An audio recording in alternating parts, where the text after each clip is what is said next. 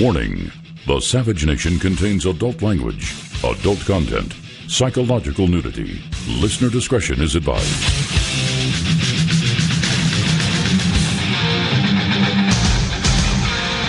And now, America's most exciting radio talk show, The Savage Nation, home of borders, language, culture. And here he is, winner of the National Radio Hall of Fame Award, Michael Savage. And what have you not heard yet? Tell me what you haven't heard about the Harvey Weinstein thing. You heard me have compassion for him, which was, what? Yeah, he's a sick man, a beast of a man, but a sick man, and I have compassion for him. Because there's a little bit of Harvey in everyone. Let me be honest with you. Let me tell you to go look in the mirror. As Jesus said, he who is without sin, let him cast the first stone. Okay, there's a lot of stones flying at Harvey from the dirtbags in Hollywood. You're telling me he's the only one who's done it? Since the Lumiere brothers invented film, it's been going on. Actually, it goes back to the Greek theater. It probably goes back to the ancient Jewish temple. And before then, okay, so don't tell me Harvey's alone. He's the first one. Oh, my God, that goes on in Hollywood? There's a casting couch? Yeah, it goes all the way back to Babylon, Johnson. Babylon. Now they're all shocked. Some don't see it exactly the one-way street that you see it. I've seen women write stories in the other way. These women were purposely exploited by Harvey. Yes, he's a pig, yes. But they used him to advance their careers. Now they want a twofer. Now I was like, oh, well, yeah, I had a great career, and he was a beast.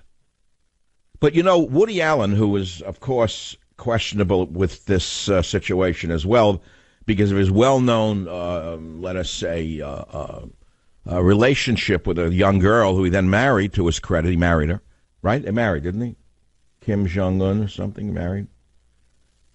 He said the other day, I hope this doesn't turn into a witch hunt against all men. And that's a real big one. That's a real big one.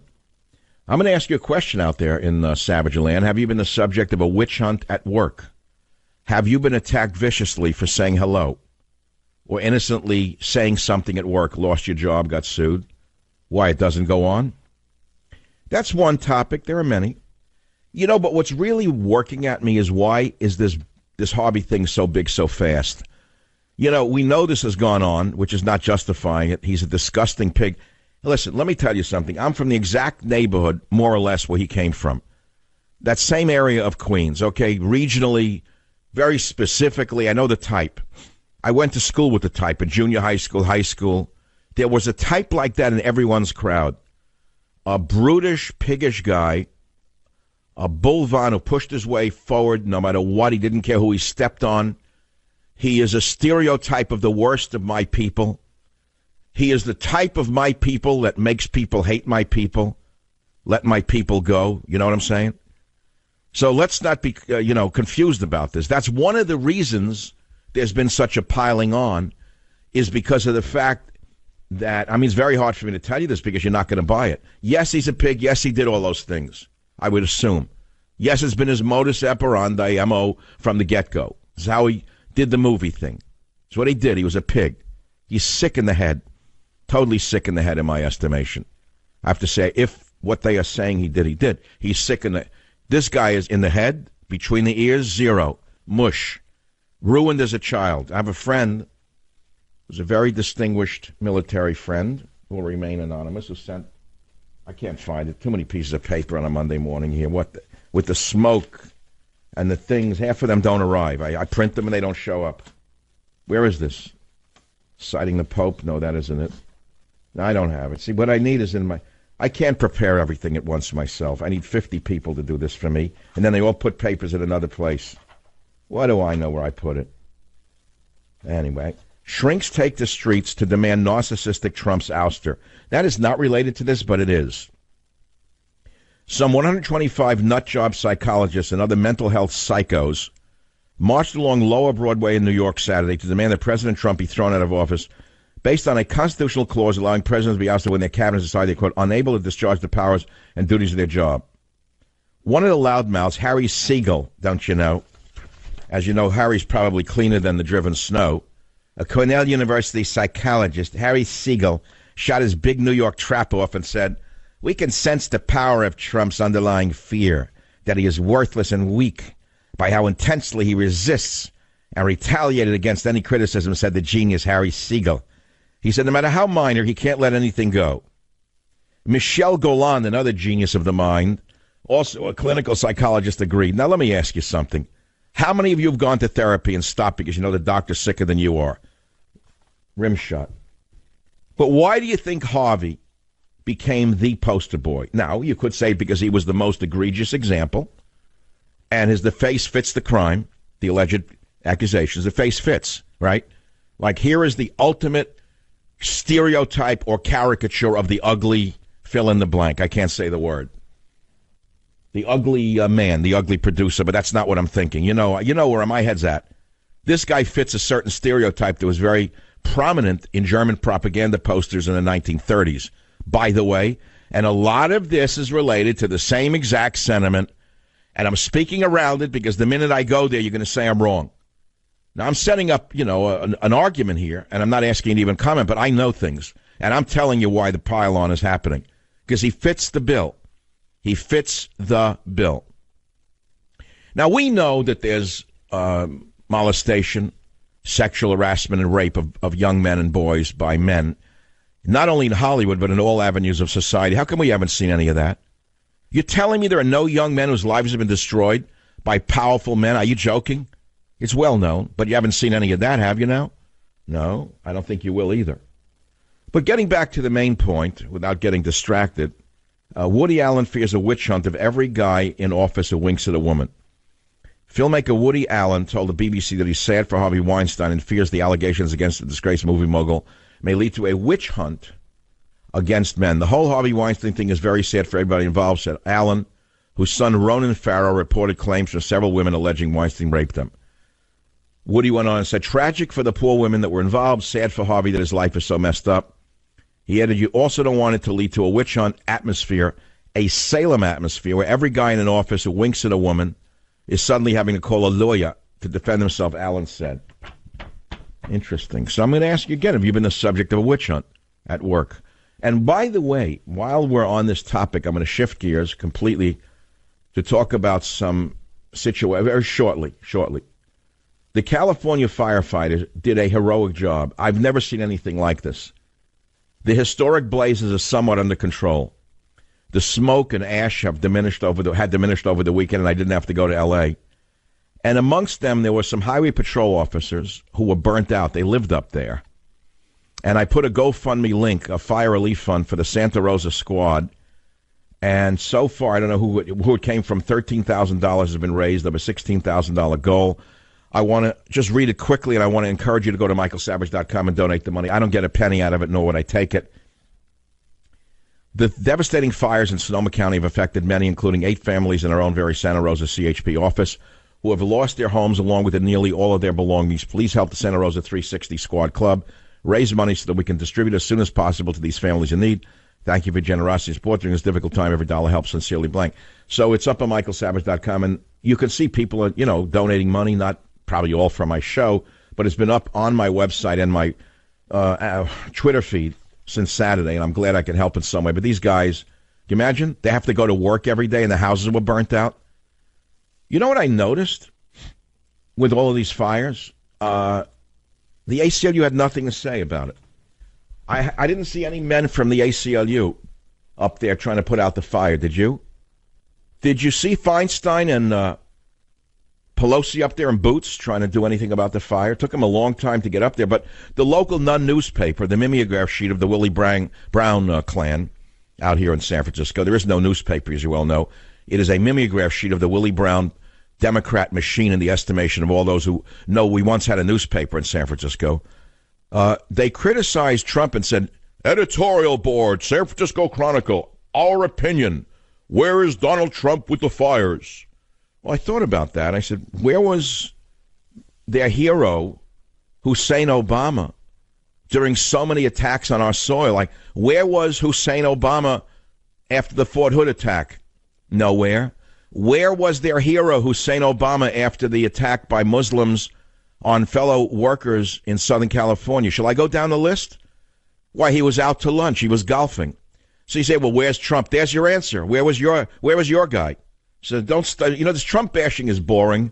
Can't you come up with something more creative? He's insane. He's no good. He's this. He's that. Blah, blah, blah. Why don't you move on already? You lost the election. Get over it. Get over it. He's not being impeached, and Hillary will never be president. She can be selling books nobody wants to buy. Okay, anyway, why did you see almost no coverage nationally of the fires? You assume everyone in the wine country is rich, right? Oh, wine country, they're all living in mega mansions. No. Most of the people that got wiped out were poor, in fact. And the houses that were devastated were those of people who were not rich at all. So I pointed out the highway patrol, you can give money there, and underneath that there's another box for a family that lost everything in the Cal fires, even leukemia hit one of the children. Can you believe this? So it's all there. You want to do something about it, send them $10, whatever you want to do. Someone sent $1,000 anonymously. People have money, you know. So, my friends, you ask yourself these questions, and you come up with some answers. But why was the Weinstein scandal so slow to be reported? I mean, it took 20 years. They didn't report it very big. And Hollywood hasn't reported on sex abuse generally, right? Why? Well, there's an answer to that as well. I love that statement. That's one of my favorites. That's now becoming a catchphrase. Well, there's an answer to that also, right? Kit Daniels of InfoWars went and researched this, and he said these corporations own most of the mainstream media and the Hollywood studios, which is why it was so slow to report on the Harvey Weinstein scandal.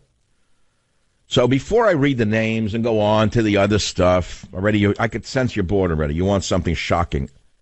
The audience needs to be shocked with something. We had, let's say, a week of Las Vegas, for which there's no answer. The Las Vegas PD is lying.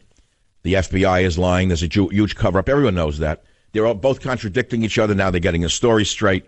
Second shooter, oh, no, yes. Oh, yes, no. Oh, yes, no, yes, no, yes, no. We don't know. Go away. Forget it. Move on. Fires broke out because the lines fell down. Maybe. That was week 2. Exhausting. So now it's week 3 of this. Now what? What are you going to talk about now? What's next? What did Trump do now? What did he tweet? That's the biggest. Whatever happened to the guy in Korea who was going to kill us and EMP us, where 95% of us would die? Where'd that story go? Right? Play one of the songs I picked. Push and Pull is the next one on the Savage Nation. I'll take your calls at 855-472-82. Most guys retire. They don't know what to do with themselves. They work all their lives to retire at 50, and then they die within 6 months or get a fatal disease. Because what are you going to do, play golf the rest of your life? How can you do that? Your mind wants more. I once went to a dinner in Monterey, California when I first moved out to California in 1974. There was a beautiful, elegant older Italian lady in her 80s at the time. She was the mother of one of the families that I had met out here.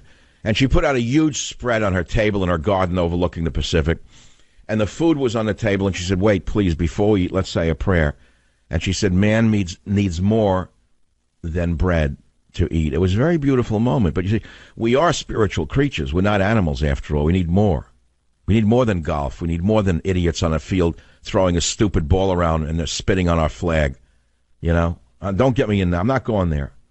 I was never a sports fan to begin with, and I'm not a sports fan now, and I never expected more from the morons who throw a ball around on a field. You expected more from them? I didn't. So anyway, the fires, more or less. Yeah, okay, it's over now. What do you mean it's over now? How many billions of dollars is this going to cost? Who's going to pay for it? Oh, Jerry Brown has a plan. Just tax the rich till they all leave the state. Then who are you going to tax, Jerry? You're like the nowhere man in the Beatles movie, the 1960s, Jerry Brown, with the big trumpet, sucking up every dollar into the coffers of the Democrat criminal machine until the horn touches your own foot and you suck yourself into your own horn. Go look at the old Beatles animation, Jerry. You are that idiot, the nowhere man on the hill. So in October, Twitter's very interesting. On October 12th, I put up a post. Anyone see Pelosi or Feinstein in wine country giving out blankets, raising dollars for true victims? Where are the good saints of the illegals? Okay, that was number one. Then no coverage of fires in California from the networks. Only updates. I wonder why. Then I'm going to show you something funny about this. There's about 50,000 people went on that Twitter thing. Then I put up a picture on my day off of me in a mechanic's garage with my E-Jaguar holding the new headers for the E-Type, plus the engine out, right? 51,000 people. People were just as interested in me standing next to my Jaguar. But then I was walking in the city, and I put a picture of a huge dead rat that I saw in the streets that got me nauseous. That was Saturday. I said, what? So I put up this one, dead rat in the street of San Francisco. What's next, Jerry? The plague? What is it, an endangered species in San Francisco? A giant rat, a sewer rat? That if you kill a rat, you go to jail? Is that it? You're afraid to kill a rat because they're considered pets in the Mission District? Join the Savage Nation. Call now, 855-400-SAVAGE, 855-400-7282. Savage.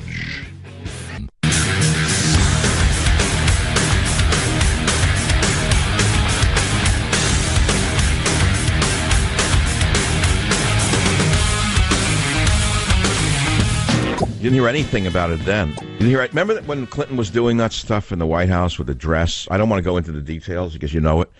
Do you know what the women said in this country, the psycho libs on the left? Aw, come on. Shenanigans.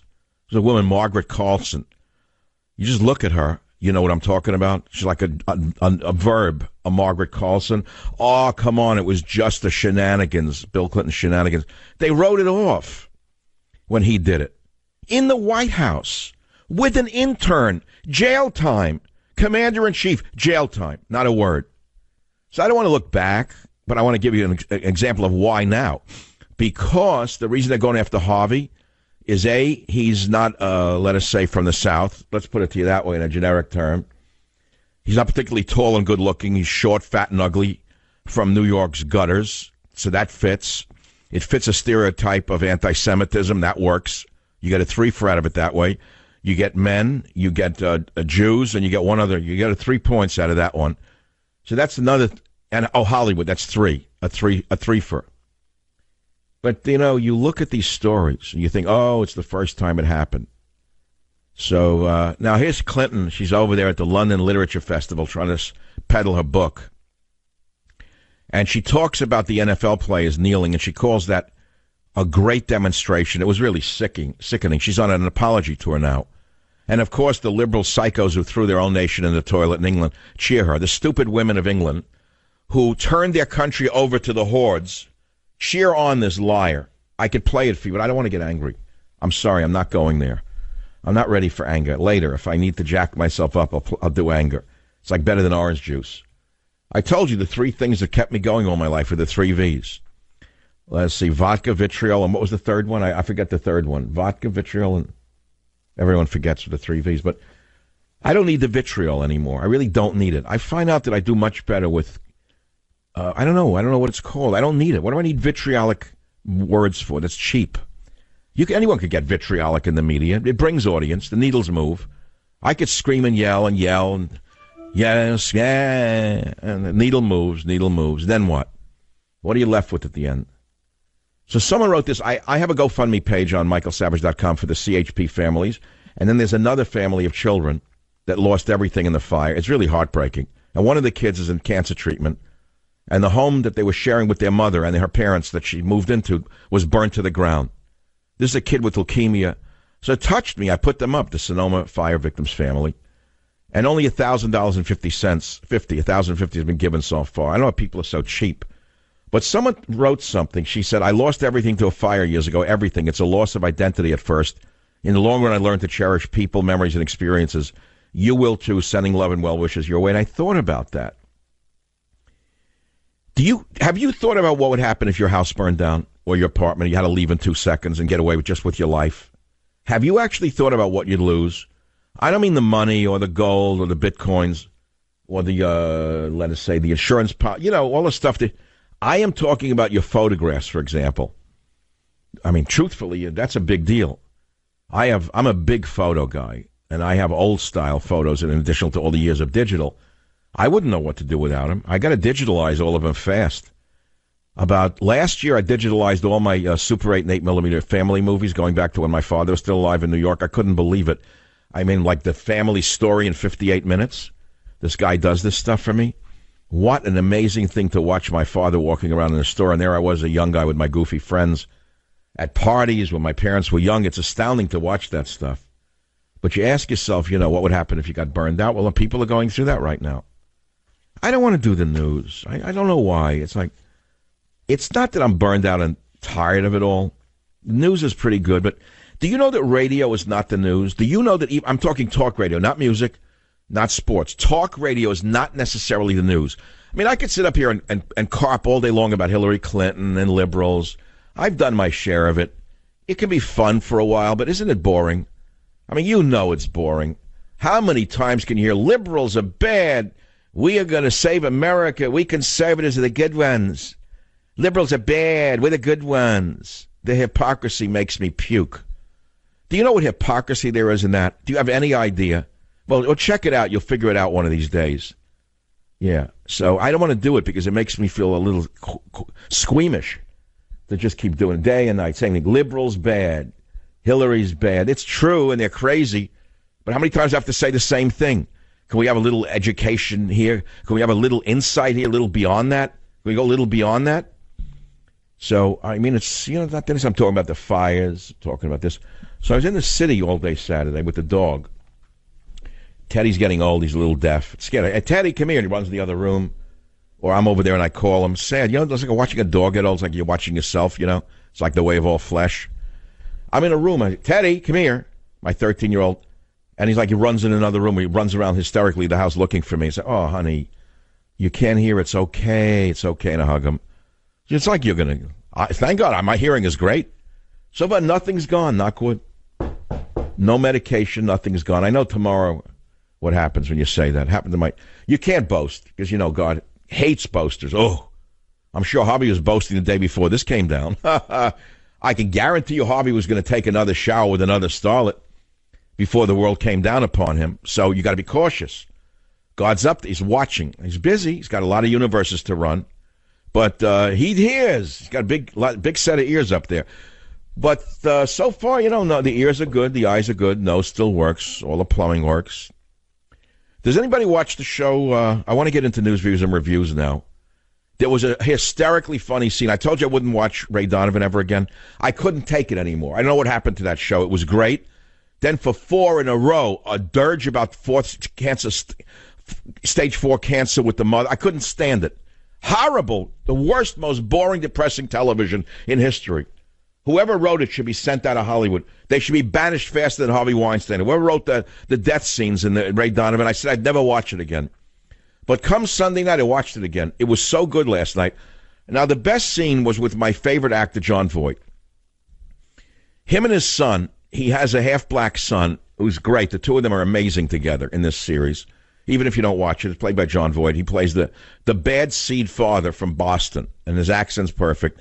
And his sense of humor is amazing. So they go out, they celebrate some scam they pulled off, and they're with a bunch of women. They pull a Harvey Weinstein with some women all night. And the next scene is in the morning, and the father, played by Jon Voight, is sitting, I'll make it very family-oriented, is sitting there with the after effects of a male enhancement substance, and it won't leave him.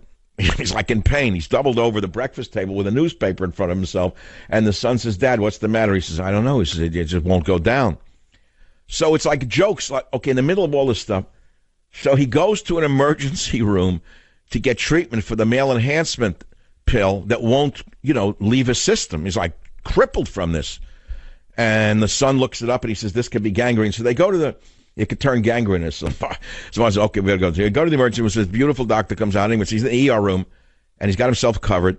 So she pulls out this huge hypodermic needle, and she says, I'm going to insert it in the side of your you-know-what, and I'm going to withdraw blood through the corpus cavernosum. So Jon Voight, the character, turns to him and says, God, why didn't I think of that? Now, the writing was so good. Everything was funny about this show. You notice? Is that funny to you? I thought it was a funny line. I'm going to watch it again. It was so good. It got good again. It's all the writing. Do you understand what I'm saying to you? These TV shows that are good, they're all good because of the writing at the end of the day. I mean, given all the other stuff is at the top of the heap. If the lighting's good, directing's good, stage set's good, music's good, great. But if the writing is poor, the shows stink. The Sopranos were great for all those years because the writing was perfect, right? Not one bad line ever in that entire Brad Gray production. But Ray Donovan was up and down, all to do with the writers. They keep shifting writers, Same with talk radio. It's all up to the writer.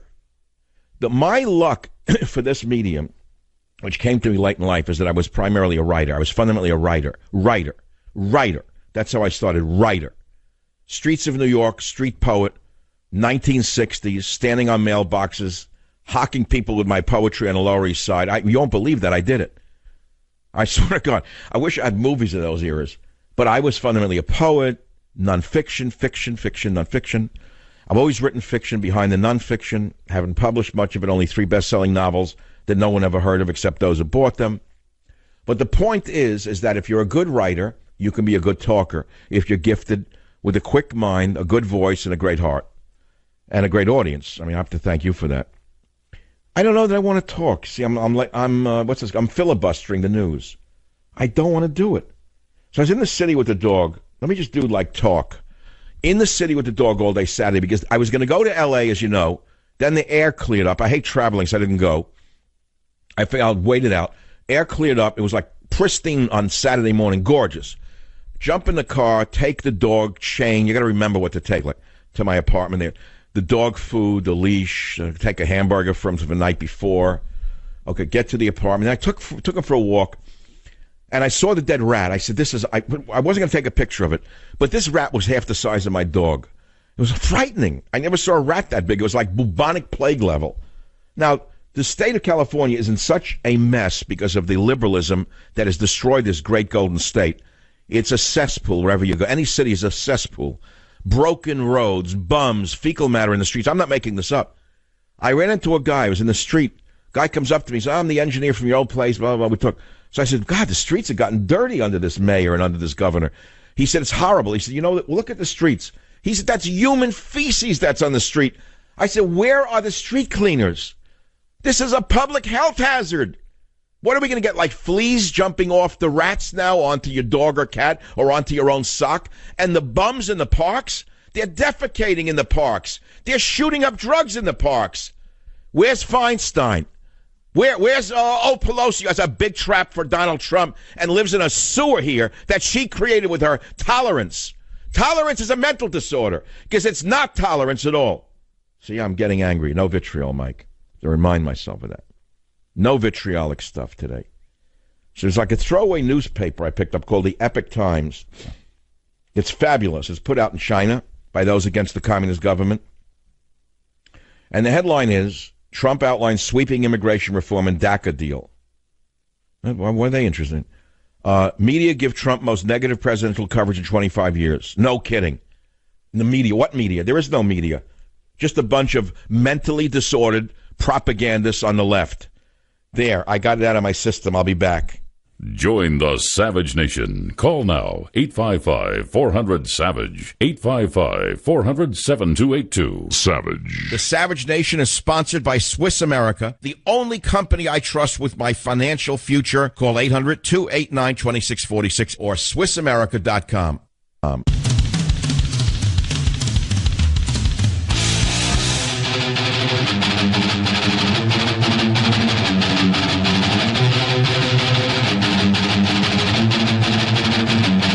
Let's talk about this for 1 second. Sooner or later, your car is going to break down. If you have an older car, it's a fact.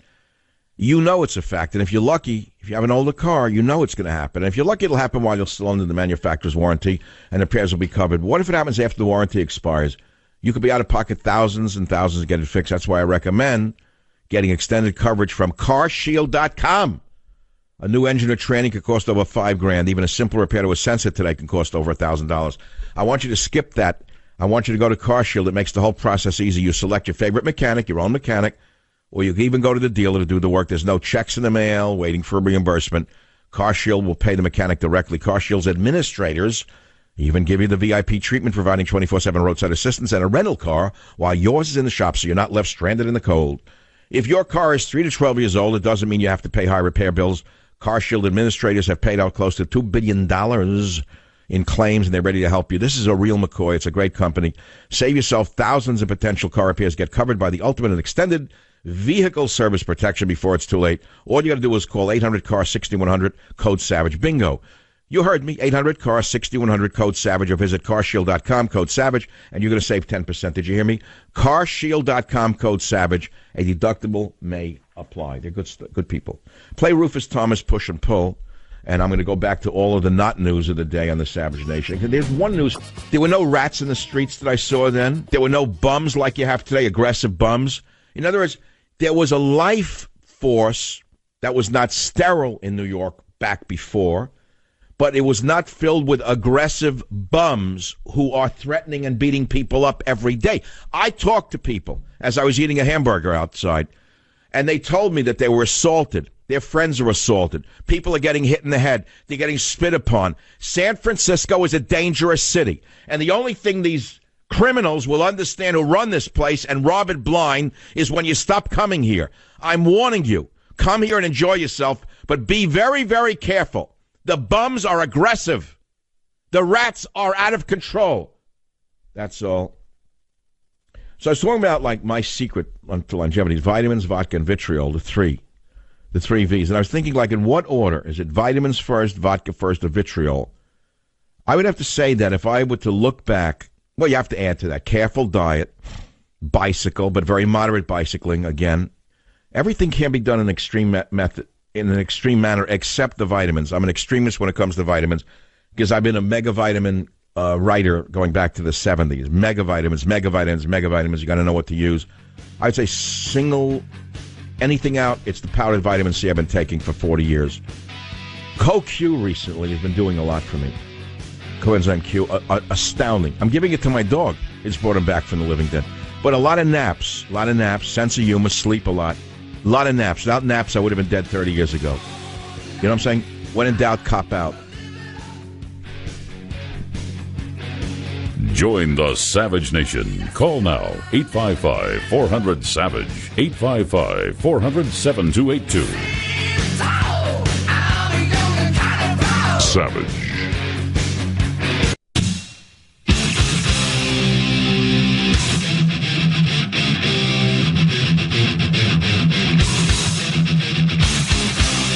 Warning: the Savage Nation contains adult language, adult content, psychological nudity.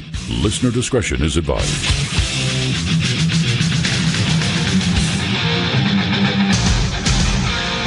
And now, America's most exciting radio talk show, the Savage Nation, home of borders, language, culture.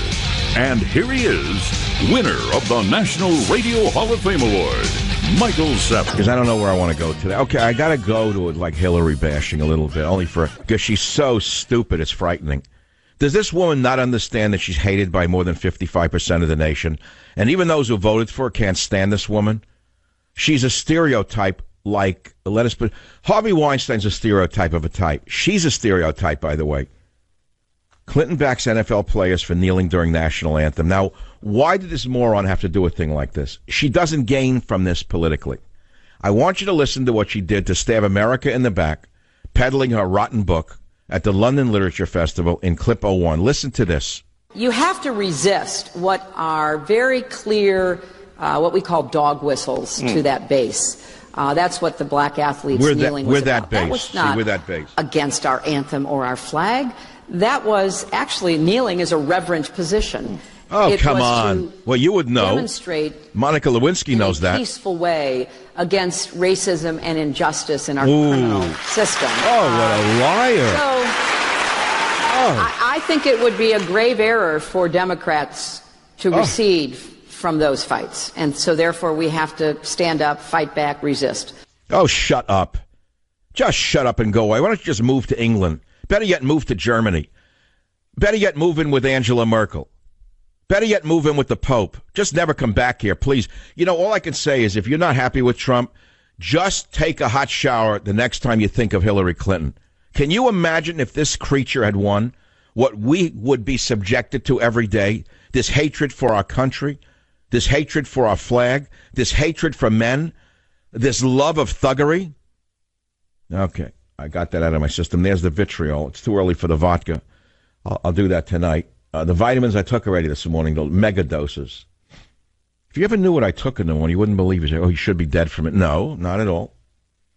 Not at all. Scientists witness huge cosmic crash, find origins of gold. I couldn't resist that story. I know it's hard for talk radio to do that one, but if you want to read it, it's on the top of michaelsavage.com. It's linked up from the big story, because this is a huge story. 2 months ago, scientists for the first time detected the ripples in space and time and the light produced and emitted during the same cosmic event, which was the spectacular collision of two neutron stars. Now, I realize most of you just turn the radio off because it doesn't bash liberals. The discovery would soon reveal secrets of the cosmos, including how gold was created. Okay, that's interesting, the average person. Neutron stars form when massive stars explode in supernovas. I know your mind went null. When you heard neutron stars form when massive stars explode, most of you are on the level of the Kardashians. So that already you went to sleep. 99% of you don't want to listen anymore. Neutron stars form when massive stars explode in supernovas are the smallest, densest stars known to exist. Those of you who are sports addicts who like the NFL have already tuned out. A teaspoon of a neutron star has a mass of about 1 billion tons. Most of you who watch the NFL don't know what a mass is. Don't know what 1 billion tons is, except cocaine or gold.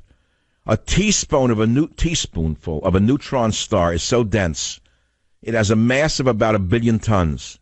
So when the neutron stars collide, which is known as a kilonova, an explosion occurs, and the crash generated a fierce burst of gamma rays and a gravitational wave in space, which was a faint little ripple. Now, what's amazing is this violent merger occurred 130 million years ago in a galaxy near our own, NGC 4993, and it was seen from Earth in the Hydra constellation.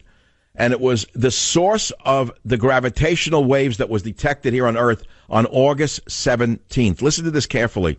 The signal of this event, which occurred 130 million years ago, arrived on Earth after traveling 130 million light years. A light year is 5.88 trillion miles. Now, I realize if you watch the NFL, this is of no interest to you because there's no racial thing in it. You can't hate anybody by reading this. You don't even understand what that means. 1 trillion miles is not real to you. But the fact is that we're living in another world that we're not even aware of. I'll try to explain light energy to you in light waves and light years. Our most interesting thing I ever studied when I was a young teacher, light years away. I try to explain to little kids that if you're looking at a star, which is X millions of light years away or trillions of light years away, the light you are seeing on the Earth right now from that star was emitted millions or trillions of years ago, and it's only reaching us now. So kids would say, wow, what's that, Mr. Savage?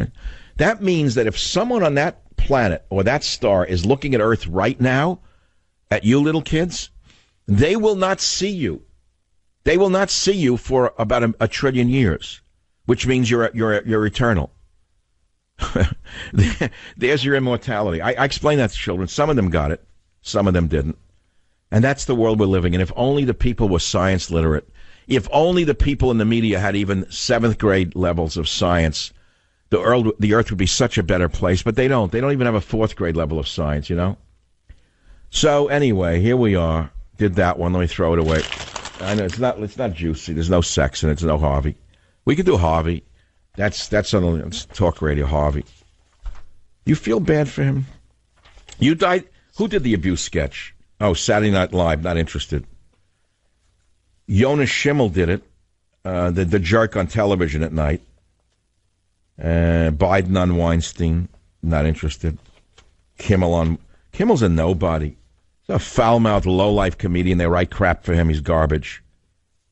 He's nobody. Just a left-wing hack. When did these late-night comedians become, all of a sudden, petty soapbox leftists? When did that happen? How about Maxine Waters on Harvey Weinstein? Oh, let's listen to her. She's always good for a laugh. Here you go. Clip 13. Let's hear Maxine Waters. They should give it back to him because, first of all, they may not have known what was going on, but the fact that they know now, they ought to give him the money back and make sure that the word goes out that the Democratic Party does not welcome that kind of money coming into our campaigns and dealing with, our elections. It is not to be accepted by us.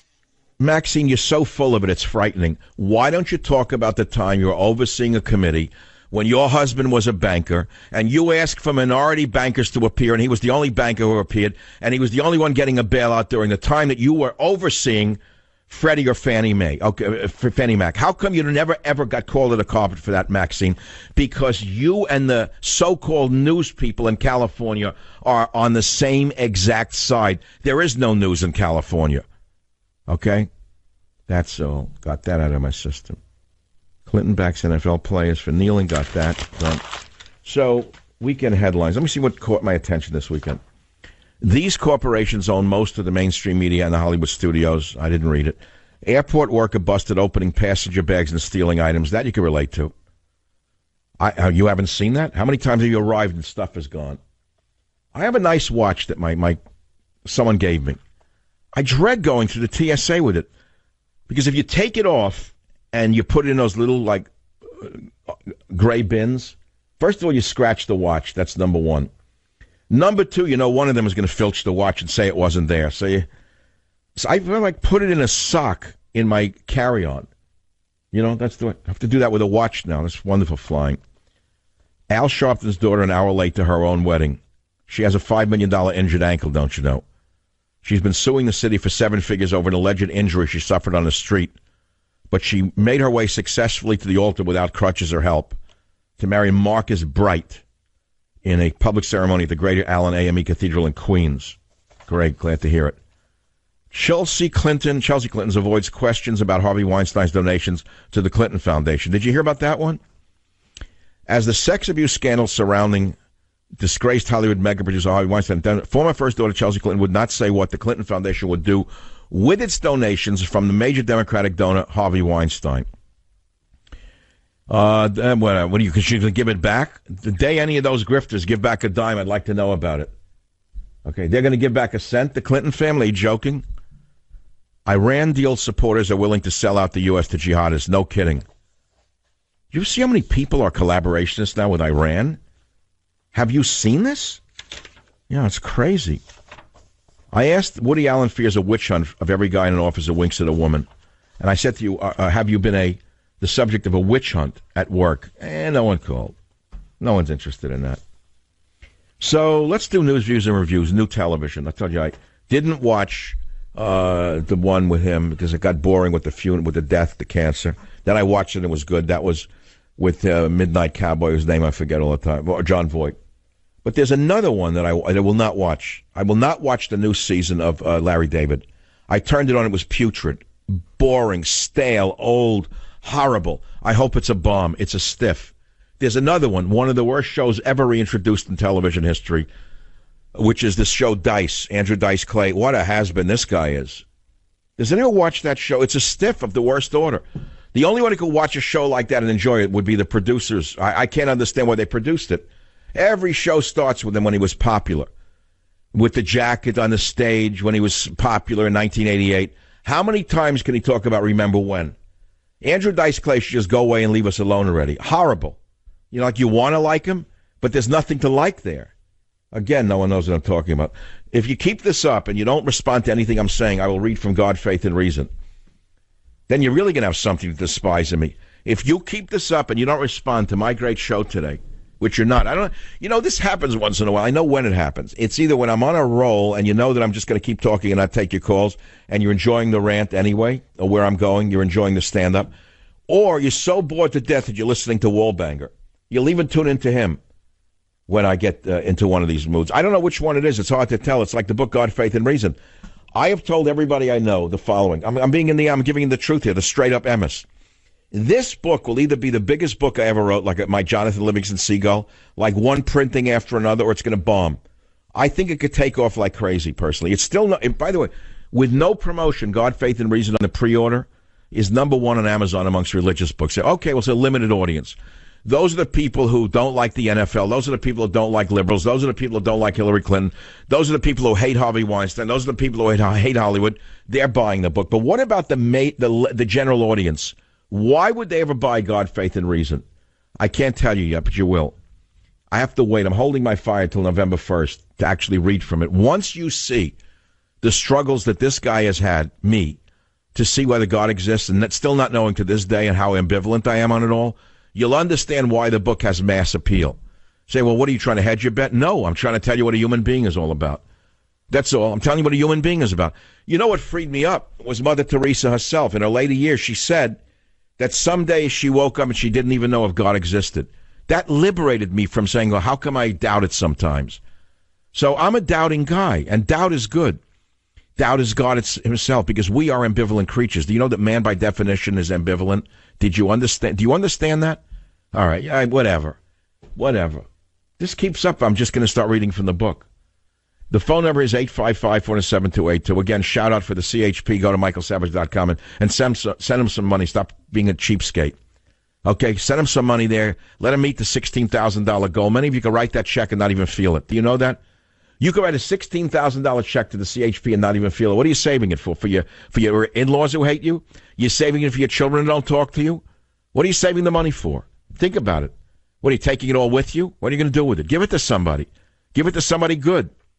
Your children don't like you anyway. They don't talk to you, so why give it to them?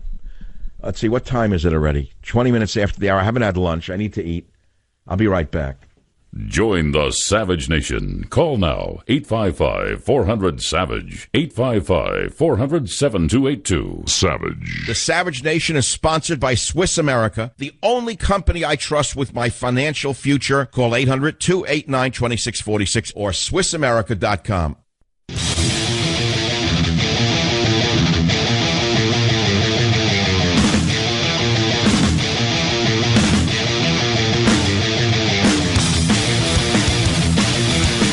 The home of God, faith, and reason. Actually, that works. It is the home of God, faith, and reason when you think about it. It's what it has been since 1994. Every other word is about death, dying, the afterlife.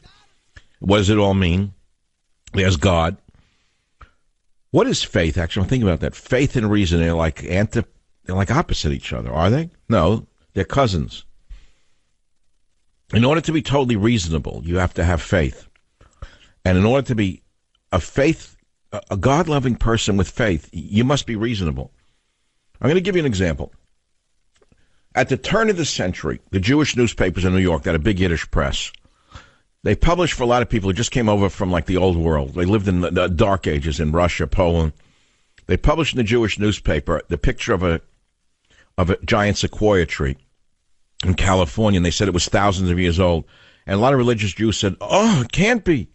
The world is only 5,000 some odd years old. How could it be millions of years old, 1,000 years old? How could that tree be 6,000 years old? Well, that's an example of primitive thinking. You have to live in both worlds. You have to walk in two worlds at once. You can have a faith in God, and you could be extremely rational and reasonable at the same time. And I hope that with my book, God, Faith, and Reason, I'm going to bring a lot of very, very reasonable, faithless people back to their own religion. See, I'm not out to convert anybody. I want to bring them back to where their family was not too long ago, because it's in their DNA. It's encoded in them. Let me put it to you this way. I once said to a very religious man, I was very cynical. I said, if God is so great, what does he need me to worship him for? And this very humble man said, God does not need you to worship him. You need to worship God. Now, that message is taught in all recovery groups, by the way. Because the thing that gets all of us in trouble is the Weinstein factor. We think we're bigger than God. We think that we're above criticism, or we're above calamity. We think that we're God Almighty ourselves, and you know what follows? Pride. Pride cometh before a fall. Look at Weinstein is a living example of a biblical adage of pride cometh before the fall. So what I'm saying to you is, man who thinks he's bigger than everyone on earth will often stumble and get into trouble. And that's why you need faith. It's not like God needs you to worship him. You need to realize that you're just a little tiny speck. Not only a speck amongst 7 billion specks, but a planet that's a speck amongst trillions of specks. How does that not shrink you down and make you humble? The answer is you don't want to be humble. You want to be the most egotistical creature that God has ever made, because that's the only way you can get through life. Without it, what are you? If you don't have that energy, how are you going to survive, right? Join the Savage Nation. Call now, 855-400-SAVAGE, 855-400-7282. Savage.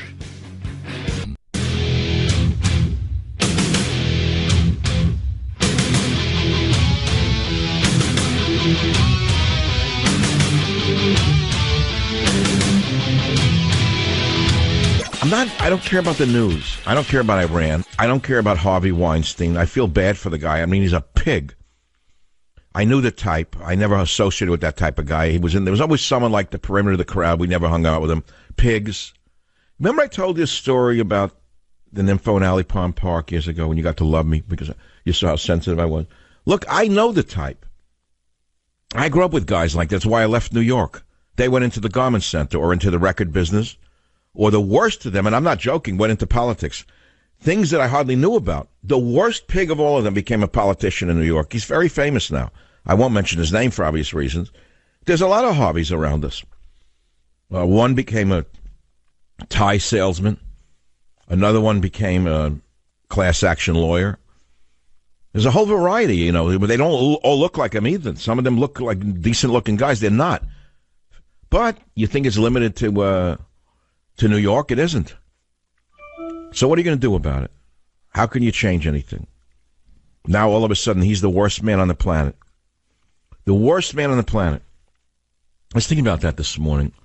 All these self-righteous phonies in Hollywood who hate Harvey Weinstein because it's about them. All these poor starlets who were so abused by him had nothing to say when girls were screaming out in the night during the phase of the industrial rape by their friends in the Islamic State. Little girls, Christian girls, Yazidi girls, captured by the lowest vermin the planet has seen since Hitler's time, raping them around the clock in safe houses in Raqqa. Not one of these starlets said one word. Hillary Clinton didn't raise her voice. Maxine Waters didn't raise her voice. All these girls raped around the clock by these vermin wearing the scarves there. Those who were going to go to heaven for raping little girls. Not one word from these sacred little women of Hollywood. Not one word when there was industrial rape going on in our time. Not one word from all of these touchingly sensitive women of Hollywood. So, you see, I don't want to do news because it does bring out a lot of vitriolic anger in me. I don't want to go there. Okay. What do you want to talk about? Here's a guy from WDRC Radio named Dale. Dale, what's on your mind? Dr. Savage, thank you for taking my call. I have to tell you, and I believe there's a lot of people like me, the working eddies of the world, of the country, that enjoy listening to your shows where you talk about science, you talk about supernovas or the Galapagos Islands. I mean, I really enjoy it. You mean more than liberal bashing? Well, you can only go... Why, I tell you, it's them liberals. It's those liberals who did it. I tell you, liberalism is no good. No good. Them Dems are no good. And the Republicans are no good. The only one good is me. It numbs your brain to listen to that over and over. But, you know, the connection of your new book, God, Religion, and Faith, doesn't that fall into the hands of your shows that when you talk about the astronomy or you talk about science and... Absolutely. I mean, you read a thing about supernovas colliding 200 million years ago or 1 trillion years ago, and the light just arrives on Earth August 17th. If that doesn't reduce you to a humble being, then you know better than Harvey Weinstein because you think you're God himself. No, you're right. Absolutely. That's what I'm saying. Knowledge, at the end of the day, here's the beautiful part. You just brought it out of me. At the end of the day, the more knowledge you have and the more knowledge of science you have, it humbles a man, and it reduces you to a humble being. And that brings you back to the only thing that can save you, which is faith. That's the whole point of God, faith, and reason, which is once you understand how insignificant we really are, once you really understand that, you're reduced to a pile of prayer. That's all that's left. But Dr. Savage, you're not trying to convert anybody when you talk about your book. If somebody reads one of your books, like I have read many, you are forced to make a decision on the information you're getting. It's quite different from somebody staring you in the eye and telling you something. That's somebody trying to convert. Somebody that... Well, that's it. No, so in other words, a televangelist. Is actually... I'm not a televangelist. I'm not a radio evangelist. I'm not trying to convert anybody. I'm really just trying to express one man's struggles to get through life without hurting somebody or hurting himself. That's what it comes down to, is that it's a lifetime of a struggle not to commit homicide or suicide. Is what it comes down to. I've been living on the edge. I've been walking on a razor's edge my entire life. Do you know that, Dale? Yes, but I'm telling you, your education of people through your writings is what you're doing, and you're not converting people unless they're smart enough to listen to the facts. I have asked, I thought I wouldn't live past 40 because of my inheritance and my nervous system and whatnot. So I figured I'd never live past 40. Then when 50 came, I said, that's an addition. But here I am. Thank God I'm still here on the radio. And I ask myself, what does God want from me? Because this is not about me. It hasn't been about me for a very long time. Every impediment known to mankind has been put in my way in my radio career. You ask anybody who really knows what I've gone through, what I go through every day. Every impediment you can imagine is presented before me, and yet the stumbling blocks do not make me stumble. And I've got to ask myself, what does God want from me on the radio? Because that's what I'm here for. I got to, oh boy, I can go down this road. I didn't intend to because it becomes too evangelical in its own way. First of all, Dale, let me go on this run for a minute. Dale, stay on the line. I'm going to send you a copy of God, Faith, and Reason when it comes out. And I ask everyone else out there that if you are God-fearing, I'm going to say it right now. Go to Amazon.com or BNN.com. Buy 5 copies. How's that? Give it to your children. Give it to your doubting Thomas neighbors. And say, what do I want to read this garbage for? No, it's about one man's struggle to believe. That's number one. And his findings here and there. That's number 2. So over the weekend, I had a lot of time. I went to the city with my dog. I was in one of my moods.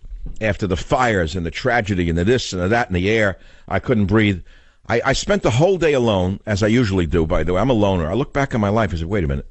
Yeah, you've been a loner your whole life in many ways. You're always alone. I go back, by the way, to a story called The Boy in the Cold Sand. You see, the book's got like a lot of anecdotes.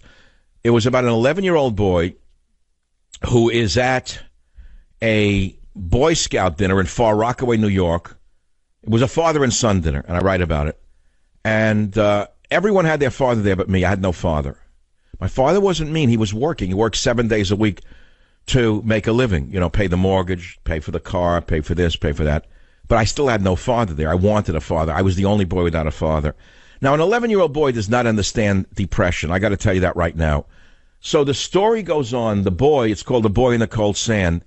This boy walks out of the father and son dinner on that cold winter day in Far Rockaway, and he's wandering in the sand on the water's edge. I didn't know what the boy was going to do because the boy didn't know what he was going to do, nor did the boy know why he was walking on the water's edge in the cold day. And he turns around, and there is the scoutmaster and another man. They came looking for him. It was a very touching moment in that boy's life because they put their arms around him and they took him back. And they made him understand he was not alone, even though his father wasn't there. And they, in a sense, restored him to faith in a strange way, not to God per se, but to humanity. And it's the same thing in every situation. If you're lucky enough, there's kind people. In Sonoma, in Napa right now, the fires, it's filled with kindness. The firemen, the police, the first responders, what do you think they're doing there? They've come from as far away as out states all around the country to help. That's the milk of human kindness that we're seeing right now in front of our eyes. And unfortunately, it's missing in the business I'm in. This business I am in is ruthless. It is the most ruthless, godless business in the world. It's nothing but hatred and vitriol and division. And it can get to you after a while. So today I'm trying to stay away from all of that. It's very hard to stay away from it. So I'm not doing the news per se. My heart's not in it. My heart is not in it at all. I don't even want to go there. I just try to stay in another place, another plane. And so that's why I'm talking about anything but the news. I can't stand it anymore. I think the news itself is toxic, to be honest with you. What does it feed off? Hatred, division, sex, violence, you name it. The worst segments of the worst aspects of humanity is what the news business is about. It's horrible. It can eat you alive. So when you say, okay, Weinstein and the girls, what is that? It's about the ugliness of humanity. It's not about the beauty of humanity. But I got to tell you something funny thing is happening to me after that Weinstein scandal. It's not like I didn't know what went on. Of course we all know it goes on. You think he's the only one who does that? You think there are guys who are not millennials, who are good-looking, so-called, and look clean-cut, who are not dirtier than him? Are you joking? You think it doesn't go on in the tech industry? Ask people in the tech industry what goes on there if the women want to advance or the boys want to advance. Ask them in the advertising industry. Ask them in the university. But that's coming next, by the way. Wait till you see what happens next with the universities. And what you think the outcome of it's going to all be? All of it's going to lead to what? To Angela Merkel-like women taking over the world. And then let me know how it works out when they take over everything. Ask yourself what they do behind closed doors. Human beings are what human beings are, man or woman, period of the story. So I don't even want to go there. That's what I'm trying to say to you. So the boy in the cold sand, that's one story in God, faith, and reason about the trajectory of Michael Savage in his search for meaning, in his search for God. And what I'm saying is I never saw God. I never met him. I'm not Jimmy Carter. I don't drink strychnine and wave snakes around. Oh, yeah, there he is, right in the living room. Hey, how are you, man? That looks good. You're back from the dead. Oh, Lord, save me. No, I'm not one of those people. I could fake it and tell you that. That's not what it is. You want me to do evangelical stuff? I can do that for you if you want. I can bring down the house. I can shake the world if I wanted to. I could have been a guru if I wanted to be. I could be a guru. I can go up to Oregon, Antelope, get the ranch and 50 Rolls Royces. I don't want that. I don't want any of that. Leave me alone. I just want to be with my dog on the weekend and be, walking around and buy a hamburger and a French fries and sit in a stand outdoors and watch the world go by. The bums, the nice people, and just watch the world go by and observe it and breathe in and look at the beauty of the world. So something happened. So I got to tell you this. I'm leading up to something. So I spent the day, and I took 4 of my old journals with me from the 1970s. I'm not going to divulge what's in them because I decided to do something with them. This was the worst phase of my life, and I had forgotten about it because we tend to forget bad periods of our life. If we don't, we can't go on. Do you realize what greatness human beings are? That we put the bad behind us so we can't get up the next day? Unfortunately for me, is I wrote down a lot of my thoughts in those years. They were the worst years of my life. I had killed myself to get a PhD. I had 2 young children. I was working 2 jobs and going to graduate school. And by the way, while I was doing it, which I did in 2.7 years, which is almost a world record to earn a PhD from one of the great universities in the world, by the way, and my dissertation was published as a book, by the way, not crap science, real science, by the way. While I did my doctorate in less than 3 years after 2 master's degrees, because I wanted to teach. That's all I wanted to do was be a professor. Well, thank God I wasn't set out. I wasn't going to be a professor because the vermin had taken over the universities. The left-wing rats took it over. They were not giving jobs to white males. No matter how great you were, no matter how brilliant you weren't getting a teaching position. And so what happened was it drove me almost to suicide because I was failing my children, failing my family, failing myself. And I wrote it all down day after day. The thoughts are so horrible. And I was going to have these journals transcribed along with 50 other journals going through many, many years. And I made a decision that day. I read it. It was so depressing. I didn't know what I was saving it for. I don't know why I wrote this stuff down. I decided to take the journals and burn them. Now, there are painters who burn their paintings, by the way, their dark paintings, and I know why now. I don't need that record. My children don't need that record. No biographer needs that record. It's time to take it and burn it. And the first cold day, I'm burning my journals. I'll be right back. Join the Savage Nation. Call now, 855-400-SAVAGE, 855-400-7282. Savage. The Savage Nation is sponsored by Swiss America, the only company I trust with my financial future. Call 800-289-2646 or SwissAmerica.com.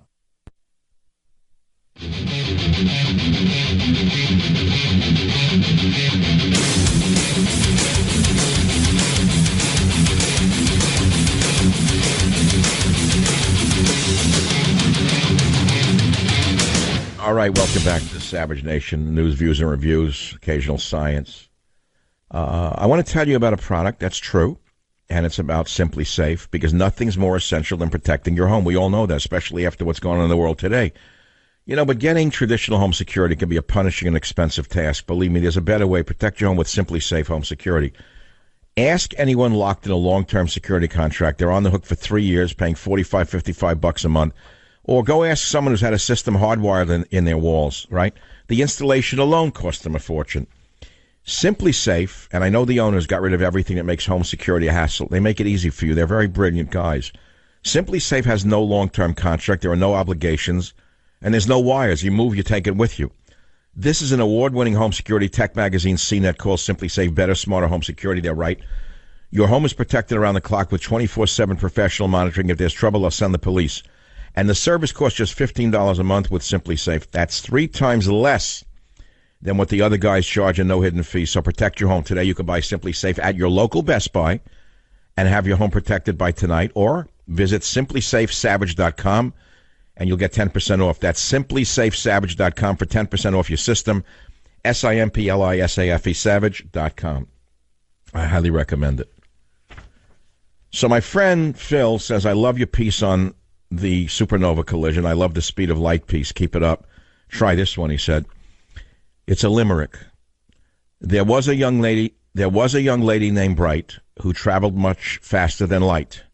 She departed one day in the relative way and arrived in the previous night. Very nice, Phil. Of course, when I crossed the date line in the old days in my travels to the Fiji Islands, it was the same thing. I never understood that. It's very hard to comprehend. You go to, like, Australia, and you're crossing the, right? It was always crazy. It was like Qantas. And anyone remember those British Airways? Those were some long flights. British Airways, they wore such beautiful outfits. I used to collect, like, China from airlines. I bought cups from TWA, Pan Am. Crazy stuff. Not worth much. Like ceramic cups. The way the cups were made on those airlines in those days, coffee tasted better. Why did coffee always taste better on an airplane? Well, I don't know what they were serving, like Farmers or what. But like in the ceramic cup at 35,000 feet, there was something miraculous about it. Like I could understand drinking alcohol out of a bottle because it was made somewhere else. How could they brew coffee to taste so well at 35,000 feet? Why did it taste so good? It smelled good. I'm just saying. So I bought the cups instead. They're in a closet somewhere. What are they worth, $2? Yeah, my inheritors, I can't wait to get a Pan Am cup. They'll be like $2.25 on Antiques Roadshow. My grandfather he collected, well, that's worth $1. Wow. It's worth $1.19. Oh, my God. Join the Savage Nation. Call now, 855-400-SAVAGE, 855-400-7282. Savage.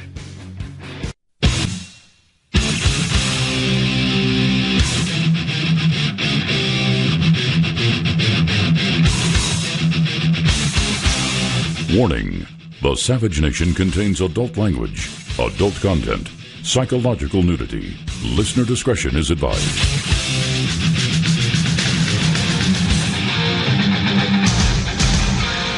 And now, America's most exciting radio talk show, The Savage Nation, home of borders, language, culture, and here he is, winner of the... Sure, I'm going to talk about that. Like, is that real?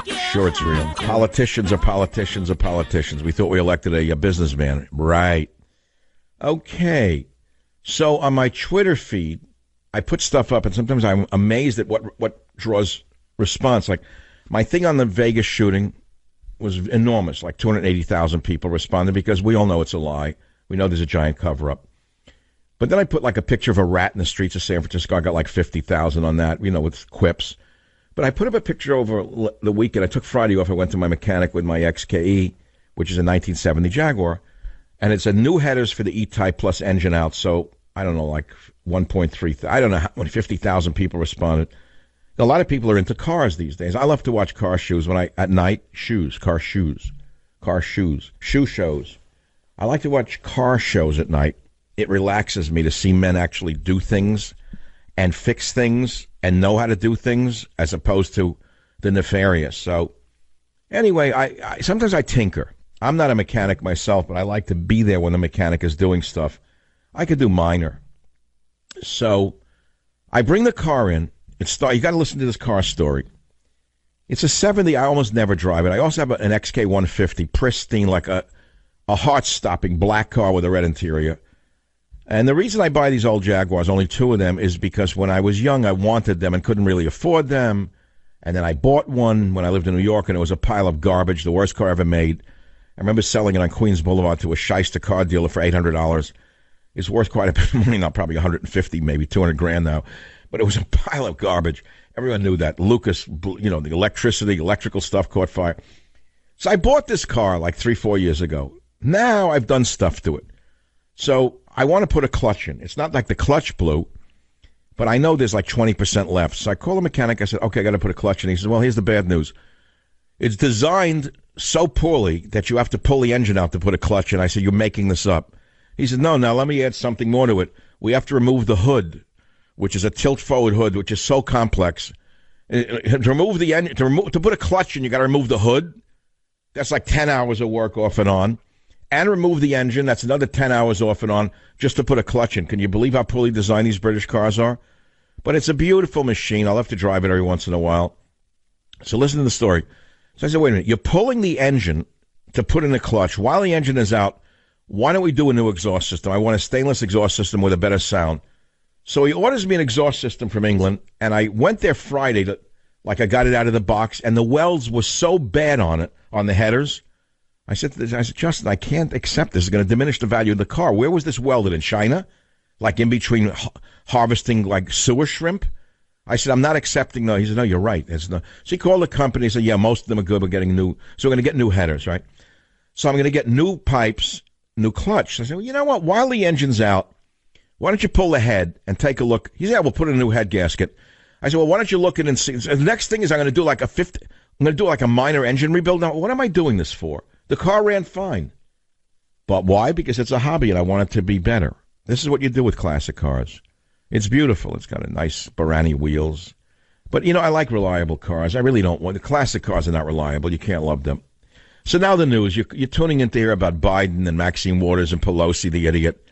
You may as well you want your money's worth? Okay. Can Pelosi please shut up? Would the world be a worse place if she just shut for 1 week, kept her mouth shut? Why must she open her mouth like this? Why can't she show some dignity and go up to the wine country and say what she's going to do for the people who are burned out, instead of once again, same old, here she is opening her mouth on ABC News this week, another biased propaganda outlet. Here's clip 14 of the biggest mouth the West has ever seen, clip 14. This week, the week of Friday the 13th, is the week that President Trump went rogue. He went rogue on women's health in particular, affordable care. Is it not embarrassing to you people on the left to have someone like that as your spokesmouth? And whatever happened to ABC News that they constantly have on these hacks? Why don't they, broaden themselves a little bit and have someone with another opinion on? Would that hurt ABC, CBS, or NBC to have someone with a different opinion? Would it hurt the vermin of Hollywood to ever produce a movie that doesn't hate America? Would it hurt the filth in Hollywood to ever produce a movie that loves America? Would it hurt the vermin of Hollywood to stop producing the pornography and the violence they produce? For 1 second, would they stop for a second and read that? You know what I'm saying? All right, enough. New headers for the E-Type Plus engine out. So now people are writing stuff on tailpipes. A lot of people didn't know I love cars. Always trust a man who loves cars. It's like I've always trusted people who treat their dogs well. There's only one religion on earth that I tell people who hates dogs and cats. Did you know that? Fill in the blank. It's not Buddhism. It's not Judaism. It's not Christianity. It's not Hinduism. It's not Zoroastrianism. I think you can figure it out. Yeah, all right, next. What is that? Because it tells you a lot how people treat dogs. That's how. Like my dog is going deaf. I have compassion for him. That's one of the great things about Western civilization is the compassion towards animals. Even the animals that are slaughtered for foodstuffs and like leather, they're supposed to be slaughtered humanely if there ever is such a thing. I mean, there are variants on the slaughter of animals, let me tell you that. What you got to do is go to a slaughterhouse and understand nobody wants to die and no thing wants to die. Whether it's a fly in your living room or a cow online to have his brains blown out. I've been in those places. And I've let flies out of a room. Because, but for the grace of God, there goes I. I mean, I'll be a fly. Maybe I'll come back as a fly. If I let a fly out of my room, for many years I always thought, there's a fly, bzzz, it's hitting the screen. It's not really bothering me. Do I have to smash it with a fly swatter? Let it out. It's not harming you. What if you come back as a fly? I mean, how do you know you won't come back as a fly stuck behind the screen and God's not testing you through a fly? This is the way. This is the way. This is the way of Savage. This is the way of Savage. God, faith, and reason. It's the way of Savage.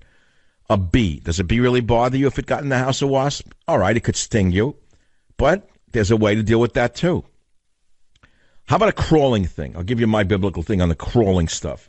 If I get a crawler in the house, I mean, certain crawling things like this, I don't want around. But generally, if I get a crawler in the house, I have a method. I take a glass. I put it over the crawler on the floor. It can't be a rug because you'll break its legs. It's got to be a flat, like a wood floor or linoleum or tile or marble.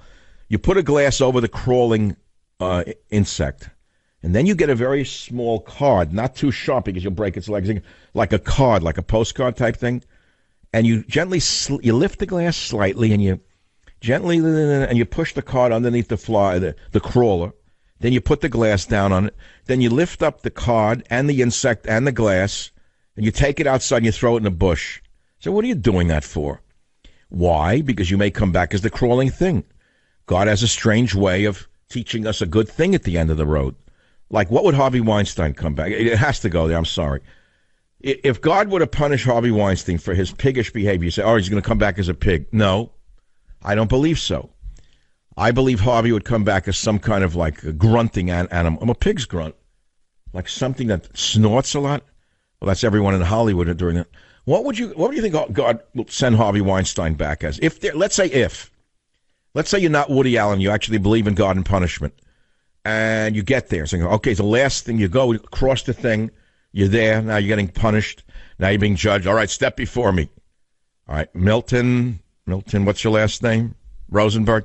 Milton Rosenberg, step forward. All right, Milton, we have your whole track record here. No, please, it's not me. Listen, let me just shut up for a minute, Milton. We know the whole story. Wait, but you don't know what's not in that report. We know everything. Trust me on that. We got the record, Milton. Even the stuff that's not reported, we got up here. We get it all. How could you get it all? It's not even in the police record. Well, that's another story, Milton. But here's the punishment, Milton.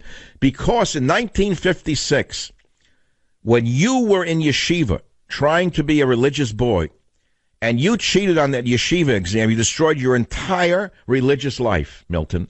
And for that reason, you're going to come back as Nancy Pelosi. That's right. You're coming back as Nancy Pelosi so the world can laugh at you, Milton. Next case. I mean, you don't know what you can come back. Would it be worse to come back as a bug or as a politician? I don't know what's worse. Let's take a couple of callers because you don't know what I'm talking about. You think I'm babbling, but I'm not. I'm actually making sense to those who follow me religiously. And everything is religious at the end of the day. WVFT in Florida. VFT, that's a station I never heard of. I'm sorry. I got to find out where this station is. Chris, where is WVFT in Florida? Actually, I have no idea. Your intro person asked me the question, what was my station. I'm calling from Lakeland, Florida, and I use... Oh, okay. Basically. All right, so what's on your mind? What are you calling about? My question, first of all, I'm very much looking forward to your upcoming book, sir, on God, Faith, and Reason. And my question is basically related to that.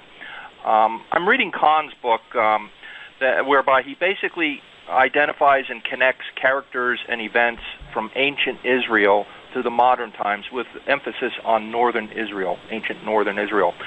And this is all relative to the baseline of moral decay and decadence. So my question to you, sir, is this. Who do you think your paradigm is from ancient Israel? Have you given any thought to that, sir? Yes. It would be one of the prophets. Most likely I would have been an Ezekiel type. Very good. You're familiar that... Well, let me tell you, Chris, something right now. If there had been modern electronic media in biblical times, there would be no Bible. Ezekiel would have been a very famous talk show host. He's... and it's actually kind of ironically funny in its own way. It's something they wouldn't understand on MSNBC because they're so disconnected from reality, they wouldn't even understand the joke. But I believe Ezekiel would have been a great talk show host. Excellent. Does that answer your question, Chris, in any way? Pardon, sir? Yes, you did. You did. And all right, stay on the line. I am sending you a free copy of God, Faith, and Reason. It's coming in a month. Actually, I'll get finished books in 2 weeks. And by the way, I'm saving reading from the book until it's out, until you could actually buy it and hold it in your hand, because I'm going to read it on the air. Get ready for November 14th, because I'm not going to stop between the middle of November and the beginning of December. Along with the news, views, and reviews, I'm going to read every day a big chunk of that book. Because I think once you actually hear it, you're going to be shocked at what's in it. Here we go. He's a caller. What Weinstein would come back as. John, WABC in the great NYC. Line 8. John, what's on your mind? Yeah, listen, I tell you, when Harvey Weinstein comes back, he's going to come back as a slug. Ugh. You mean one that leaves like a snail track? Yeah, looking for a shell to put on his back. Oh, my God. I think you're right. Yeah, my personal feeling. Slugs are probably amongst the most disgusting creatures God ever made. Yeah, I think so. Well, I don't like skunks. I know that they're cute. I hate them. My dog loves skunks. He wants to get at them all the time. I don't know why God made a skunk. Why did he make such a horrible animal? They're good to look. I don't get it. That smell, you can't get it out of your car. You ever run over a skunk? And you run over it, forget about it. You run over a skunk, you got to burn the upholstery. It's not joke. That leads me to another thought. I have only a minute right now, but I'll tell you the story about Frank's halitosis. I was thinking about the skunk because it's an old story from one of my previous writings. There was a guy, when my father had a store on New York's Lower East Side, I was the kid, like the assistant. So One Arm Frank was his name. I hope he's passed away. I don't know if I get sued, whatever. He had one arm. So in those days, there was no politically correct culture. Everyone was identified by what they were known for. So he was known as One Arm Frank because the arm was off and he was sewed it up. And he was a neat guy, always wore a suit, but the arm was gone. I don't know how he lost it. Industrial, I think. And the arm was in a suit, sewed up, and that's it. So he was known as One Arm Frank. Nicest man in the world, but he had a halitosis on him that was on the level of a medicinal problem. It was medical. It was a medical halitosis. This was nothing that could be cured with Livoris, nothing. There was not a drugstore item that he could have gargled, even if he did, which I doubt, that would have cured it. It was a medical problem. Along the lines of the judges in San Francisco. They're so corrupt in their soul that the reek comes out of them. Anyway, so to go long and short, so One Arm Frank had a halitosis. So it was a cold winter's day, you see. And we get to my father's DeSoto, and he decides on the way back to Queens to drop Frank off in Williamsburg, which is now very fashionable. It was a sewer in those days, a toilet. Now all the moron millennials pay $2 million for an apartment. Williamsburg, a sewer near the Trun's meat plant. But so we dropped him off, and we were going to drop him off. So we get on the bridge, go over, and it's like 2 degrees outside, freezing. You're like shivering in the car. For some reason, my father didn't put the heat on. He didn't like heat, so you had to freeze. He didn't like heat, so everyone else had to freeze. You know the type. I'm the same way. I don't like heat, so everyone has to freeze. I like air. Well, I'm going to come back. I'll tell you what happened with One Arm Frank. Join the Savage Nation. Call now, 855-400-SAVAGE, 855-400-7282. Savage. The Savage Nation is sponsored by Swiss America, the only company I trust with my financial future. Call 800-289-2646 or SwissAmerica.com.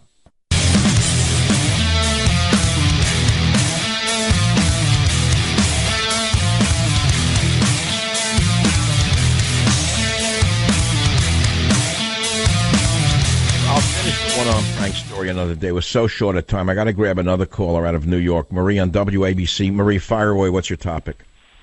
The topic was what you were talking about before, Dr. Savage, about people like Harvey Weinstein aren't just in the entertainment but also in politics. And I had an exact same experience. It sounds like some of the women that are talking about what happened to them with Harvey Weinstein when I went on a job interview for a politician. And it was exactly the same type of situation. The man was from what? The shower, the bathrobe? It was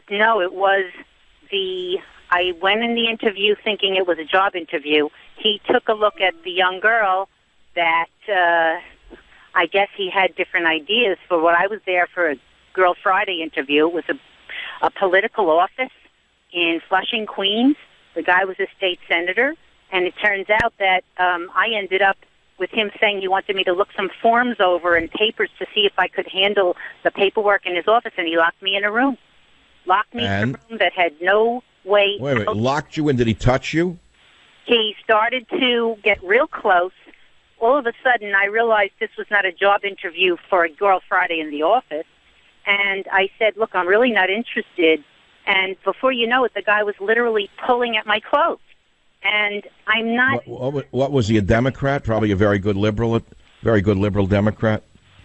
Definite liberal Democrat. And I got. Where is he today? What, did he become he moved up to like governor? No, not that high. It was a state senator that ended up going a little further, and then I think he was arrested for embezzling funds from clients and ended up in jail. Believe it or not. That's California. It's a one-party system. Wait till you see the next ones to fall. Going to be the politicians here when they come forward. Wait till you see. Join the Savage Nation. Call now, 855-400-SAVAGE, 855-400-7282. Savage.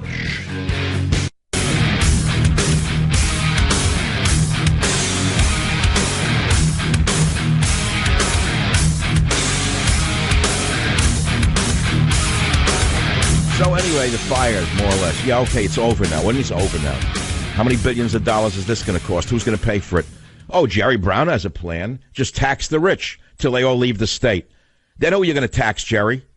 You're like the nowhere man in the Beatles movie, the 1960s, Jerry Brown, with the big trumpet, sucking up every dollar into the coffers of the Democrat criminal machine until the horn touches your own foot and you suck yourself into your own horn. Go look at the old Beatles animation, Jerry. You are that idiot, the nowhere man on the hill. The California firefighters did a heroic job. I've never seen anything like this. The historic blazes are somewhat under control. The smoke and ash had diminished over the weekend, and I didn't have to go to L.A. And amongst them, there were some highway patrol officers who were burnt out. They lived up there. And I put a GoFundMe link, a fire relief fund for the Santa Rosa squad. And so far, I don't know who it came from, $13,000 has been raised of a $16,000 goal. I want to just read it quickly, and I want to encourage you to go to michaelsavage.com and donate the money. I don't get a penny out of it, nor would I take it. The devastating fires in Sonoma County have affected many, including 8 families in our own very Santa Rosa CHP office, who have lost their homes along with nearly all of their belongings. Please help the Santa Rosa 360 Squad Club raise money so that we can distribute as soon as possible to these families in need. Thank you for your generosity and support during this difficult time. Every dollar helps. Sincerely, blank. So it's up on michaelsavage.com, and you can see people, donating money, not probably all from my show, but it's been up on my website and my Twitter feed since Saturday, and I'm glad I can help in some way. But these guys, can you imagine? They have to go to work every day, and the houses were burnt out. You know what I noticed with all of these fires? The ACLU had nothing to say about it. I didn't see any men from the ACLU up there trying to put out the fire. Did you? Did you see Feinstein and Pelosi up there in boots trying to do anything about the fire? It took them a long time to get up there, but the local Nun newspaper, the mimeograph sheet of the Willie Brown clan out here in San Francisco, there is no newspaper, as you well know. It is a mimeograph sheet of the Willie Brown Democrat machine in the estimation of all those who know we once had a newspaper in San Francisco. They criticized Trump and said, editorial board, San Francisco Chronicle, our opinion, where is Donald Trump with the fires? Well, I thought about that. I said, where was their hero, Hussein Obama, during so many attacks on our soil? Like, where was Hussein Obama after the Fort Hood attack? Nowhere. Where was their hero, Hussein Obama, after the attack by Muslims on fellow workers in Southern California? Shall I go down the list? Why, he was out to lunch. He was golfing. So you say, well, where's Trump? There's your answer. Where was your guy? So don't study. This Trump bashing is boring. Can't you come up with something more creative? He's insane. He's no good. He's this. He's that. Blah, blah, blah. Why don't you move on already? You lost the election. Get over it.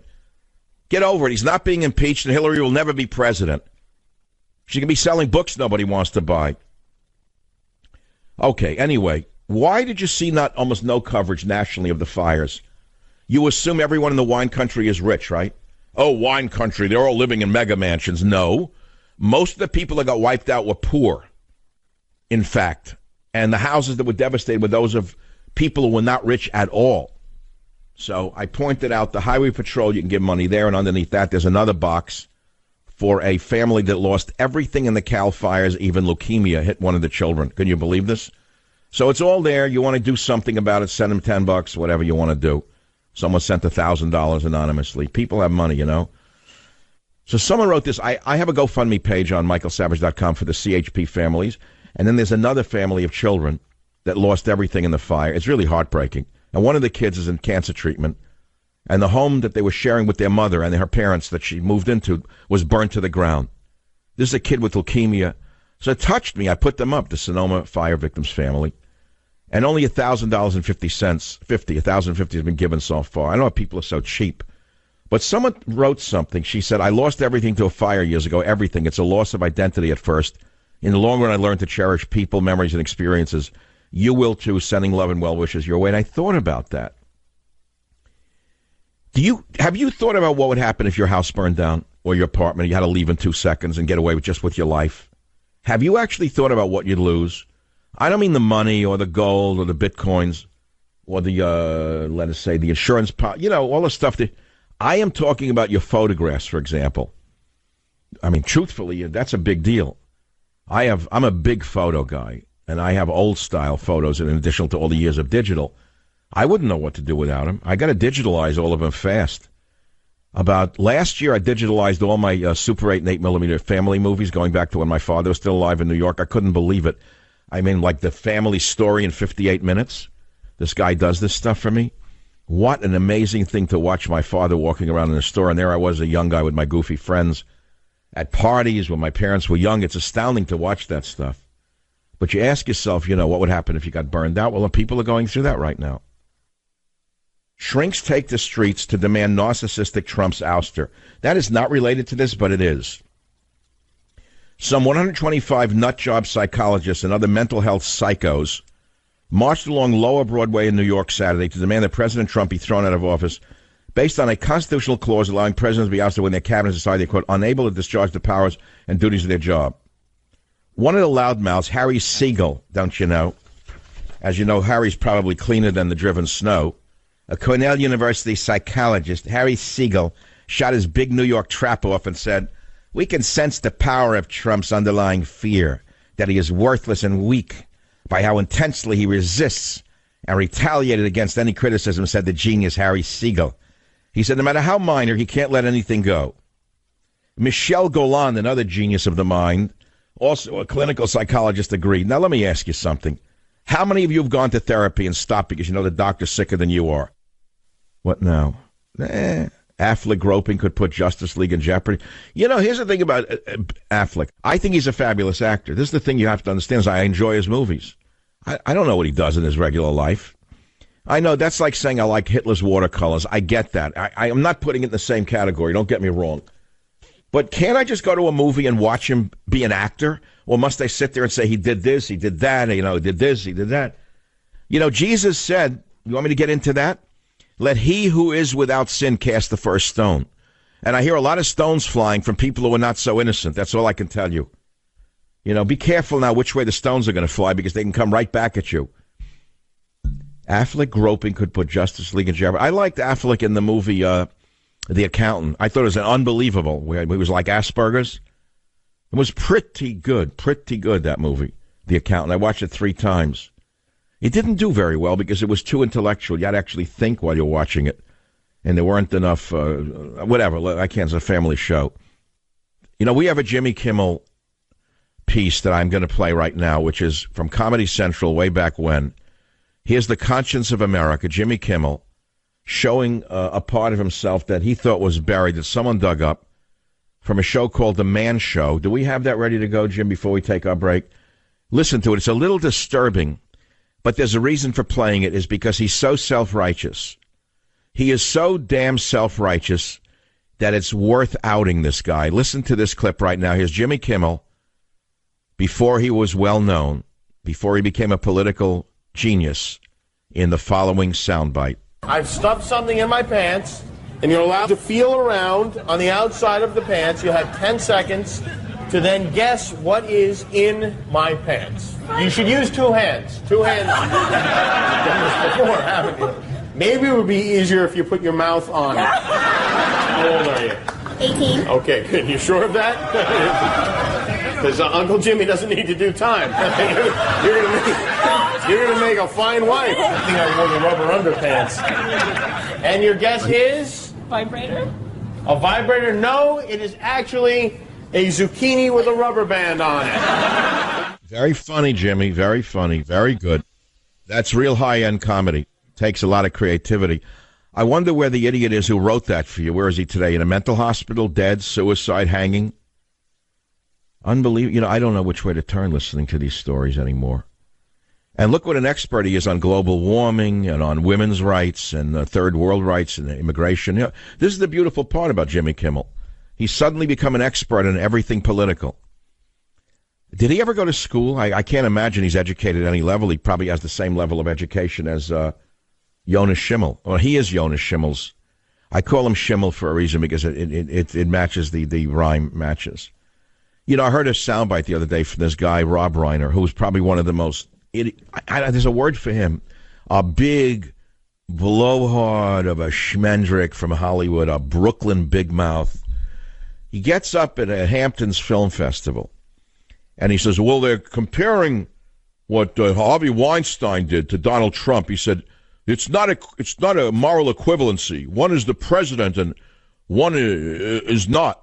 Well, first of all, Donald Trump never molested anybody, moron. But number two, he then goes into a screed on global warming, and he says, they say that there's two sides to every story. Well, when it comes to global warming, there's only one side, and the audience cheers. These are people who are science illiterates. They are absolute illiterates. Unfortunately, they own the media. Now there's a story that Clinton aides are ganging up on the boyfriend of the Harvey Weinstein accuser. Boyfriend of Harvey Weinstein accuser? Current and former aides of Hillary Clinton ganged up on Anthony Bourdain on Twitter after Bourdain criticized Clinton for her delayed response to the sexual harassment allegations against old Harvey. Clinton received criticism for initially staying silent, blah, blah, blah. Weinstein had donated $1,000 to Clinton. We know that. He maxed out donations to Clinton's failed campaign, da-da-da-da-da.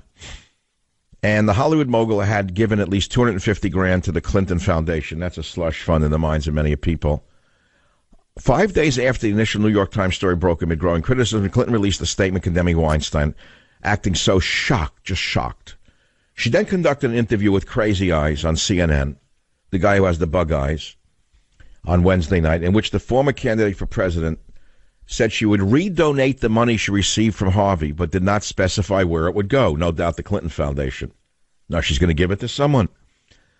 Anthony Bourdain, host of CNN's Anthony Bourdain Parts Unknown, criticized Clinton for her tepid response with several tweets. And, okay, whatever. And what happens next is pretty obvious to those of us who know how it works. To know what happens when you cross a river with a scorpion. And you know what's coming next. The scorpion always bites you. And then when you say, why did you bite me? The scorpion says, because I'm a scorpion. That's all. Is there anything new on? Is everyone that naive? You don't really know how these things go? So now you got to hear something. You don't know why I have sympathy for Harvey Weinstein. It's because he's a human being. I say, well, how dare you? He's a liberal. He stands for everything that you oppose. Because I think the mark of a man is what he feels for his enemies, not so much what he feels for his friends.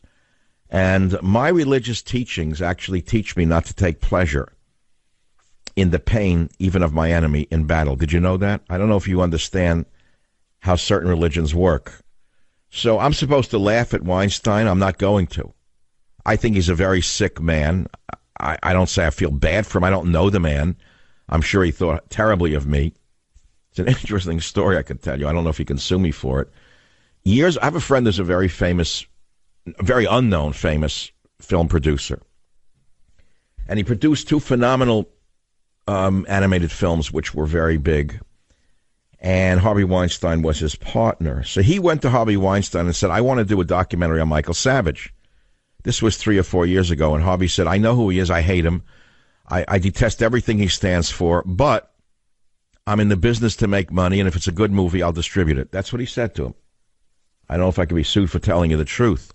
We know it began with Bill Clinton. We then saw the trial of Bill Cosby, and we saw the demise of Bill Cosby, and then we saw the swift fall of other men in entertainment, and then we saw the few heroic women who came to the New York Times to take on one man's decades-long abuse.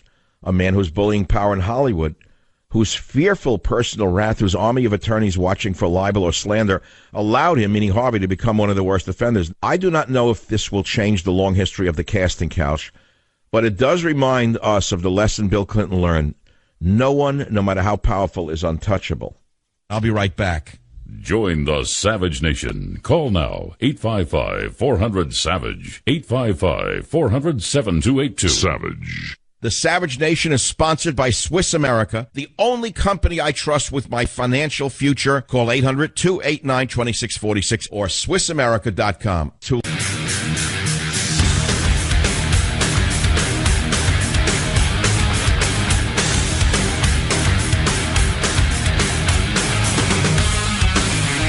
So in October, Twitter's very interesting. On October 12th, I put up a post. Anyone see Pelosi or Feinstein in wine country giving out blankets, raising dollars for true victims? Where are the good saints of the illegals? Okay, that was number one. Then no coverage of fires in California from the networks. Only updates. I wonder why. Then I went to I'm going to show you something funny about this. There's about 50,000 people went on that Twitter thing. Then I put up a picture on my day off of me in a mechanic's garage with my E-Jaguar holding the new headers for the E-Type, plus the engine out. 51,000 people. People were just as interested in me standing next to my Jaguar. But then I was walking in the city, and I put a picture of a huge dead rat that I saw in the streets that got me nauseous. That was Saturday. I said, what? So I put up this one, dead rat in the street of San Francisco. What's next, Jerry? The plague? What is that, an endangered species in San Francisco? A giant rat, a sewer rat? That if you kill a rat, you go to jail? Is that it? You're afraid to kill a rat because they're considered pets in the Mission District? Remember that when Clinton was doing that stuff in the White House with the dress? I don't want to go into the details because you know it. Do you know what the women said in this country, the psycho libs on the left? Come on, shenanigans. There's a woman, Margaret Carlson. You just look at her. You know what I'm talking about? She's like a verb, a Margaret Carlson. Come on, it was just the shenanigans, Bill Clinton's shenanigans. They wrote it off when he did it. In the White House, with an intern, jail time, commander-in-chief, jail time, not a word. So I don't want to look back, but I want to give you an example of why now. Because the reason they're going after Harvey is, A, he's not, let us say, from the South. Let's put it to you that way in a generic term. He's not particularly tall and good-looking. He's short, fat, and ugly from New York's gutters. So that fits. It fits a stereotype of anti-Semitism. That works. You get a 3 out of it that way. You get men, you get Jews, and you get one other. You get 3 points out of that one. So that's another. And Hollywood, that's 3. A 3-fer. Now here's Clinton. She's over there at the London Literature Festival trying to peddle her book, and she talks about the NFL players kneeling, and she calls that a great demonstration. It was really sickening. She's on an apology tour now.